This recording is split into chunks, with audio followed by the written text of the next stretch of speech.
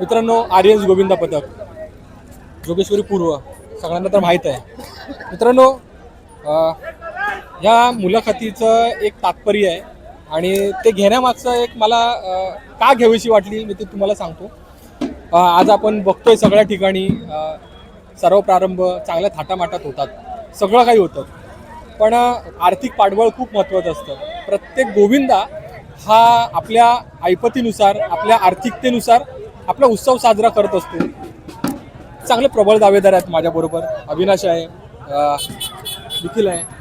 काय वाटतं, कारण का आज आपण हा सगळा थाटमाट बघतो, पण जे एक म्हणतात ना, एक उभरतं मंडळ आहे, एक उभरतं पथक आहे. खरं म्हणजे असं वाटतं की आपण पण एका टायमिंगला आहे ना, खरं आपण ते बघितलंय, अनुभवलंय.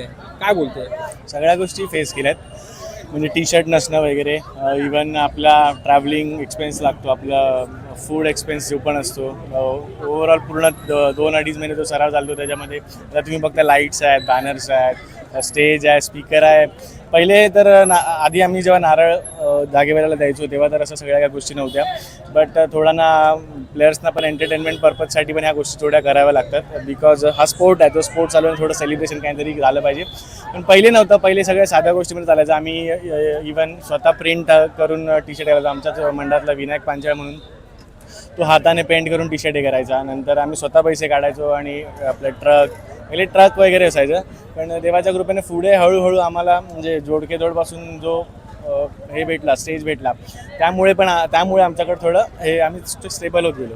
आणि मग तुम्ही आता बघतच असाल की प्रॅक्टिसची जागा तिकडची आम्हाला छोटी पडते, म्हणून आम्हाला ग्राउंडवरती यावं लागतं. तर या ग्राउंडचा एक्सपेन्सेस म्हणजे ओव्हरऑल सगळ्या गोष्टींमध्ये एक्सपेन्सेस आहे. बट तो करण्यासाठी आपल्याला कुठून ना कुठून तरी स्पॉन्सर्स म्हणा किंवा आपलं प्राईज मनीतून आपण जे काय होईल ते, किंवा एखादी संस्था असते जी आपल्याला सपोर्ट करते, अशा ह्याची जरूरत असते. ओके अविनाश, मला आता ह्याबद्दलच तुला विचारायचं आहे की खरं कधी कधी आहे ना, अक्षरशः स्पॉन्सरचे चपला झिजवावं लागतात स्पॉन्सरकडे जाण्यासाठी. आर्यन्स बरोबर असं काय झालं, कारण का मी तुम्हाला सारखं पाठी का घेऊन जातो, कारण का हे तुम्ही लोकांनी दिवस बघितलेत. काय बोलू शकशील? मला असं वाटतं की जोपर्यंत आपली व्हॅल्यू आपण एखाद्या गेममध्ये किंवा कोणत्याही गोष्टीमध्ये आपण जोपर्यंत आपली व्हॅल्यू नाही वाढत तोपर्यंत समोरचाही आपली व्हॅल्यू तेवढी नाही करत. मे बी हे बोलतात ना, एक देवाणघेवाणीचाच विषय आहे. त्याच टीमला मोस्टली तेवढं जास्त स्पॉन्सरशिप मिळत असेल, ज्याच्यामधून थोडंसं मार्केटिंग होत असेल, कोणाचंही म्हणा, ते कोणतीही कंपनी असू देत, कोणी अजून दुसरे स्पॉन्सर असू देत. तर मला असं वाटतं की आम्ही हे गोष्टी बघितलेल्या आहेत, आम्ही हे दिवस बघितलेले आहेत. आम्हाला पण थोडीशी बोलतात ना या गोष्टींची चणचण भासली, तर त्यावेळेला आम्ही जुने टी शर्ट्स वापरणं किंवा बट एका टाईम नंतर जेव्हा आपल्याला कळतं की आपण गेममध्ये आपली व्हॅल्यू वाढवू शकतो, आपण आपल्या मेहनतीने ते सगळं करू शकतो, त्यावेळेला समोरून स्पॉन्सर येतात. या सगळ्या गोष्टी जोपर्यंत तुम्ही स्वतःची व्हॅल्यू नाही वाढवत तोपर्यंत नाही होत, मला असं वाटतं. आता मला ना एक असा प्रश्न विचारायचा आहे. खूप यंग मुलं आहेत आर्यनमध्ये. एका प्रशिक्षकाचा रोल फक्त प्रशिक्षणापुरती नसतो, त्यांची सुखदुःख पण सांभाळावी लागतात. इवन त्यांची मनधरणी पण करावी लागते, त्यांचे रुसवे फुगवे पण हे करावे लागते. खूप यंग मुलं आहेत. अशा वेळेला जो रोल प्ले करतात ना, खरं आज प्रबळ दावेदार म्हणून तुम्ही मानले जातात. खरं आज मुलं इकडून दुसऱ्या पथकात जाणं, ह्यात म्हणजे इकडून तिकडे जाणं, काय खूप गांभीर्याचा प्रश्न आहे माझा हा. मला असं वाटतं की आता आमच्या पथकामध्ये असं आहे की निखिल कधी थोडासा काही जणांबरोबर त्या गोष्टीमध्ये प्रेमाने वागतो, तर काही वेळेला मी त्यांच्यावर प्रेमाने वागतो. कधी निखिल स्ट्रिक्ट राहतो किंवा आम्ही बोलतात ना सिच्युएशन बघून त्यांच्याबरोबर त्याचं तसं रिलेशन मेंटेन करून ठेवलं आहे आणि हँडल करतो त्या गोष्टी. आम्हाला पण माहिती आहे ही मुलं आमच्यासाठी एवढा टाईम देतात, तर त्यांचं इन्शुरन्स करणं, जसं की आता जेव्हा आमच्याकडे नव्हता म्हणजे मनी बॅकअप नव्हता त्यावेळेला आम्ही या गोष्टी नाही करू शकलो, पण आम्हाला त्या गोष्टीचं गांभीर्य आहे. पण जेव्हापासून आम्हाला कळलं आहे की मुलांची सेफ्टी गरजेची, आम्ही जास्त दिवस प्रॅक्टिस करतो. आम्ही गव्हर्नमेंटचे इन्शुरन्स येण्याआधीच आम्ही ट्राय करतो की आम्ही आमच्या मुलांचं इन्शुरन्ससाठी काही ना काही ट्राय करायला पाहिजे. तर ह्या गोष्टींमधून त्यांना पण वाटतं की मंडळ आपल्यासाठी नेहमी उभं आहे. कोणाच्या घरी एकदमच फायनान्शियल क्रायसिस असेल तर त्यावेळेला आम्ही त्यांच्यासाठी उभं राहतो. त्यावेळेला थोड्याशा टर्म्स अँड कंडिशन पण ठेवावे लागतात. म्हणजे एक बोलतात ना, असंच सोडून नाही देऊ शकत, कारण की हा जे काय मनी येतं ते आपलं सर्वांचं असतं. हे सर्व या पैशांवर फक्त जे लोक काम करतात त्यांचं नाही, तर पूर्ण जे 200च्या 200 किंवा 300 मुलं घेतात त्या सर्वांचा सेम अधिकार आहे. तर त्यांच्या गरजेनुसार, त्यांच्या सेफ्टीनुसार, त्यांच्या बाकीच्या एक्सपेन्सेस आहेत किंवा हे ग्राउंडवरचे, त्यानुसार आम्हाला ते सगळे डिसिजन्स घ्यावे लागतात. कधी कधी ते डिसिजन्स टफ असतात, कधी कधी आमचं डिस्कशन्स त्या गोष्टींवर जास्त होतं, पण एक फायनल सोल्युशन्सवर आम्ही येतो आणि मग त्या गोष्टी सॉर्ट आउट करतो. काय म्हणजे जे क्लॅशेस होतात ना ते सगळ्या टीम्समध्ये yes, होतात, नो बरोबर. डाऊट. बट कसं असतं, क्लॅशेसवरती आपण जर सोल्युशन काढतो तर पुढे आपलं ते असतं. आपण चांगल्या जर गोष्टीसाठीच असतात. चांगल्यासाठी. आणि राहिली गोष्ट जे आपण म्हणजे प्राईज मनी वगैरे असतं ते आपण ते डिस्ट्रीब्यूट करत नाही. आपण हे जसं अविनाशने सांगितलं की एखाद्याच्या घरी जर फायनान्शियल प्रॉब्लेम असेल किंवा इंजुरीला पण तुम्हाला माहिती आहे की किती पैसा जातो ह्याच्यामध्ये, तर त्या गोष्टी त्याच्यासाठी होतात. आपण असं म्हणजे आता जे म्हणजे ह्याच्याशी रिलेटेड नाही दहीहंडीशी, त्या लोकांना तर असं वाटतं की जेवढे पण पैसे येतात ते सगळे 200 जणांमध्ये वाटले जातात वगैरे असं. तो सगळ्यांचा असा तो म्हणजे डोक्यात आहे त्यांच्या, पण ते तसं ॲक्च्युली नाही त्याला. तुम्हाला तर माहिती आहे किती किती खर्च होतो सगळ्या गोष्टीला. आणि सगळी मुलं येतात ही मला असं वाटतं की गेमचं पॅशन आहे म्हणून येतात. म्हणजे लकीली आमच्या टीममध्ये आमची मुलं आहेत ती फक्त एक गेमचं पॅशन आहे म्हणून येतात. कधी मुलांकडनं पण असा आग्रह नाही आला की आम्हाला गेम खेळतात त्याचे पैसे भेटले पाहिजेत. बट गरज असू ना, म्हणजे तो क्रायसिस त्यांच्या घरी किंवा त्यांच्यावर येणं ती गोष्ट वेगळी आणि पैशासाठी खेळणं या दोन वेगळ्या गोष्टी आहेत. तर त्या गोष्टी आमच्याकडे कधी आल्या नव्हत्या आणि क्रायसिससाठी ते आमच्याच भावंडांसारखे, तर आम्ही नेहमी त्यांच्यासाठी उभे असतो.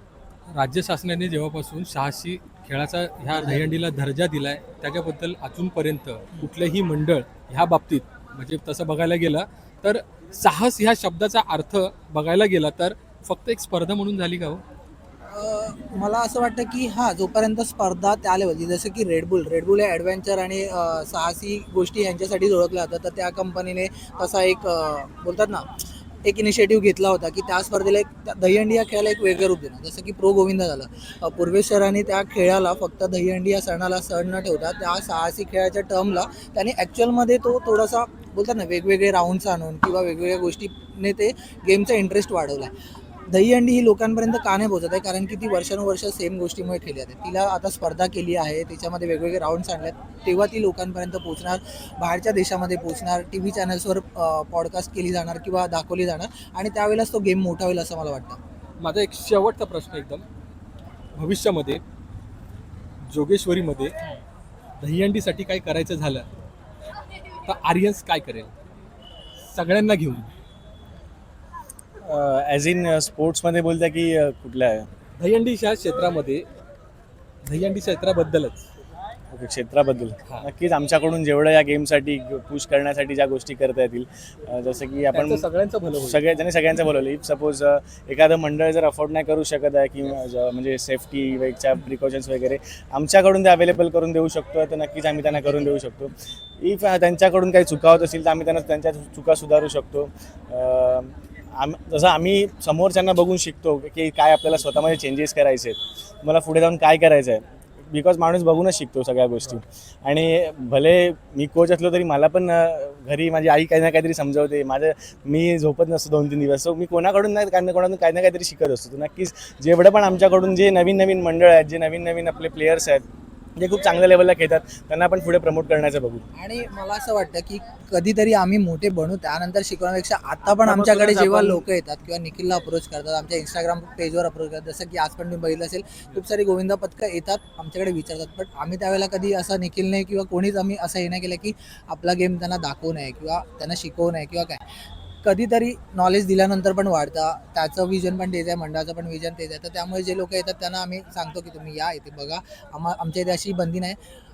राहिला पार्ट स्पोर्ट्सचा, तेव्हा त्या गोष्टी वेगळ्या आहेत ज्या प्रो गोविंदासाठी आम्ही जेव्हा पडदे लावून वगैरे करतो ती गोष्ट वेगळी आहे. कारण की मागाशी तुम्हाला बोलतो स्पर्धा वेगळी आणि नॉलेज शेअर करणं ह्या गोष्टी वेगळ्या आहेत. एक्झॅक्टली. काही गोष्टी थोडं म्हणजे कॉन्फिडेन्शियल असणं जरुरी आहे, बिकॉज तुमच्या ट्रिक्स वगैरे, आता कुठल्याही गोष्टी जर तुम्हाला तुमचं वेगळेपणा दाखवायचं असेल तर ऑब्व्हियसली तुमच्या थोड्या काही गोष्टी तरी गुपित राखणं जरुरी आहे. बरोबर. जसं आपण म्हणतो की जर घर घेताय तर कोणाला सांगू नका, त्याच्यातलीच गोष्ट असेल. धन्यवाद, तुम्ही दोघांनी वेळ दिल्याबद्दल तुमचे मनापासून आभार. Thank you thank you so much.